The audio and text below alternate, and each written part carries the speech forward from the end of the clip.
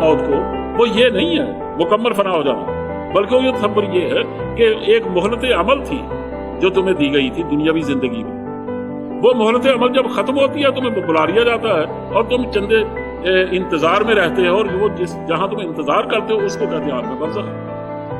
پھر تمہیں اصل لے جایا جائے گا عالم آخرت میں، جہاں تمہارے ایک ایک عمل کا حساب نہیں ہوگا۔ یہ ہے اصل میں تمہاری زندگی، جس کے 3 حصے ہیں۔ پہلی زندگی دنیاوی زندگی ہے، دوسری برزخی زندگی ہے، اور تیسری اخروی زندگی ہے۔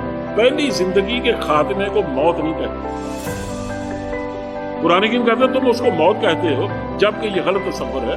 اصل میں بات یہ ہے کہ وہ موت نہیں، وہ وفات ہے۔ وفات کا معنی مولانا مودودی کے الفاظ میں ٹو ریکال، واپس بلانا، اس کا معنی واپس بلانا، کہ ہم نے تمہیں دنیا میں کچھ خاص کاموں کے لیے بھیجا تھا، ایک مخصوص زندگی گزارنے کے لیے۔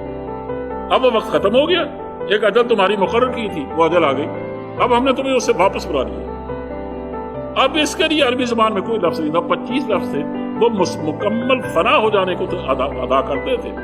مثلا حتف ہے، رکوب ہے، اپنی موت ہے، اس طرح اور تقریباً 25 الفاظ، لیکن اس میں وفات کوئی لفظ نہیں۔ قرآن کریم نے اس کو اپنے معنی میں ادا کرنے کے لیے وفات کا لفظ دیا، اسی اس نے کہا اللہ یتوفی الانفس حین موتها والتي لم تمت في منامها فیمسک التی قضى علیہ الموت ویرسل الاخری الی اجل مسمى۔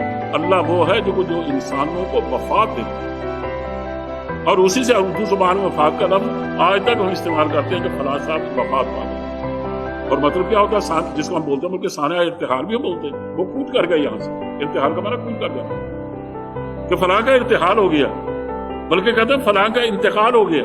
یہ سب وفات سے یہ تصورات دیے گئے ہیں، اس سے پہلے عربی زبان میں اس کا کوئی نشان نہیں۔